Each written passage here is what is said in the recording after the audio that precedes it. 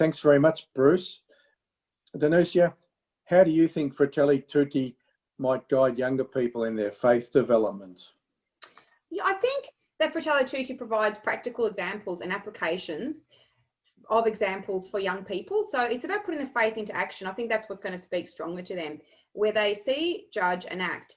And he raised a lot of concerns and issues that young people can learn about and can support.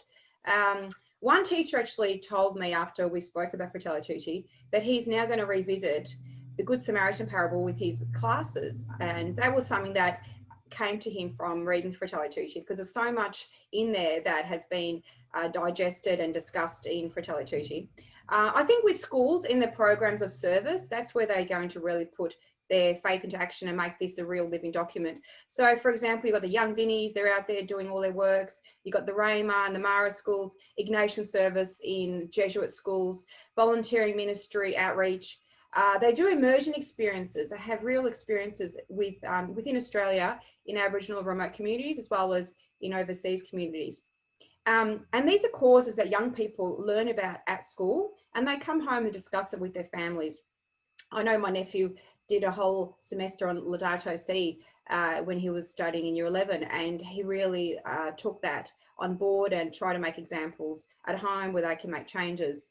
And also, I think Pope Francis really talks to these young people because he knows they're the future leaders, and he's preparing them for the choices they will be making and for the leaders they will be and the world that they're going to build and live in the future. So I think that's why this encyclical is so important, how Pope Francis is speaking to the young people. Sorry. Thanks, Danusia. Just one last question. How do you think young people, particularly young Catholic men and women, might respond to Fratelli Tutti in their workplaces, in their everyday life, and also to the challenges posed by Pope Francis? Mm-hmm. I think that this is an excellent encyclical for young people and all people, not only Catholics, but to show how the Pope is speaking out on these issues. So I've been talking to my non-Catholic friends and non-Christian friends about this encyclical, and they're really amazed that Pope Francis, the head of our Catholic Church, is speaking out on these issues. I had no idea about it. So I think that there are everyday discussions that we can have, especially in a post-COVID-19 pandemic world where we are discussing this on a regular basis. So this will become part of everyday discussions. And it's about learning about these issues, advocacy, and then call to actions. People are asking, what can I do to make a difference? And this will help create company policies. For example, where does a company or organization buy stock from and equipment from? Are they ethically traded companies, moral companies, or are they on the backs of cheap labor from exploiting poorer nations? So workplaces can be places of great dialogue and learning. And also some workplaces become philanthropical.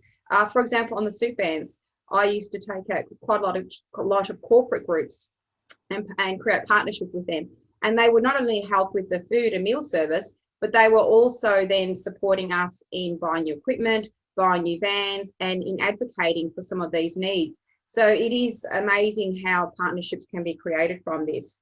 And I think it's doing our own bit in our own backyard, which does stay in the workplace, because you can mobilize groups of people to really act and change and have very powerful results. And this can ultimately lead to social policy changes and benefit others, and especially those who are vulnerable and don't have a voice. So I think that workplace can be a really amazing place for this to happen.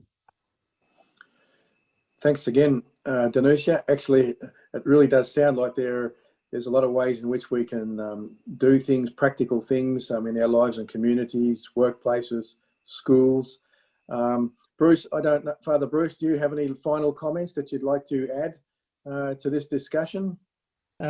I wasn't really expecting, but I think, as Danusia says, we've got to find ways to pick this up and make it practical. And with all the things that are bearing down on our world at the moment, we're all caught up in this in some way or another. We're all part of the problem. How to become part of the solution is it's over to us now to work out what we do. Mm-hmm. Thanks very much, Bruce, and also to Social Policy Connections for your assistance, and also to Danusia and to the Saviour Social Justice Network. It's the first time we've cooperated together to put together such a program, and I hope it won't be the last, and look forward to more things in the future. Thanks very much. Thank you very much. Thank you, everybody.